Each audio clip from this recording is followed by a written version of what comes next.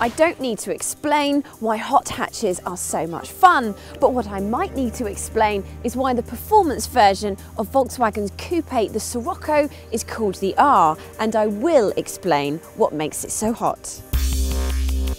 Firstly, you will notice it sits lower on some firmer suspension and larger alloy wheels.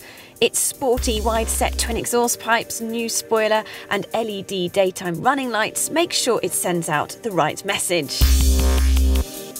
And that message is fast, because that R stands for racing right up my street, and you're reminded of that by every inch of this car, from the R branded bucket style seats, kick plate and aluminium sporty pedals. I'm just itching to get behind the wheel of this racer.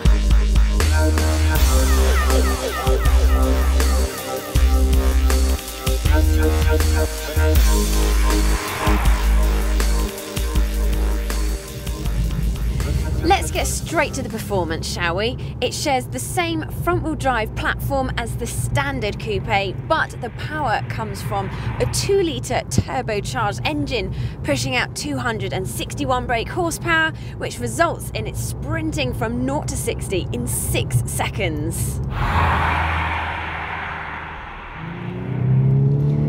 It's not just straight line speed that you can exploit with the R, however, it is also pretty nimble around the corners, and that's thanks to the nicely weighted steering and stronger brakes for better stopping power, telltale signs that it is related to the Scirocco R Cup car.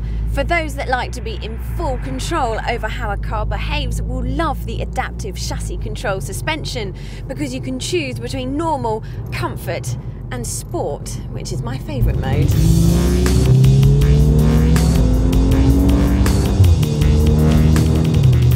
This stiffer suspension encourages some spirited driving down these winding country roads, and without causing too much pain to the purse, because fuel consumption is a semi-respectable 33 mpg, but that's where the good points end, because actually it's relatively expensive to buy, and that firm suspension won't be to everyone's tastes.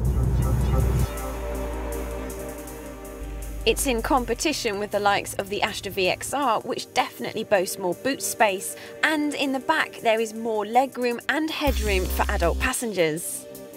However, that's a hatch. If you compare it to a coupe, the Scirocco R is actually pretty good. And as for that firm suspension, well, it is a performance car, so what do you expect? Finally, Sciroccos hold their value well, so the R should be no exception.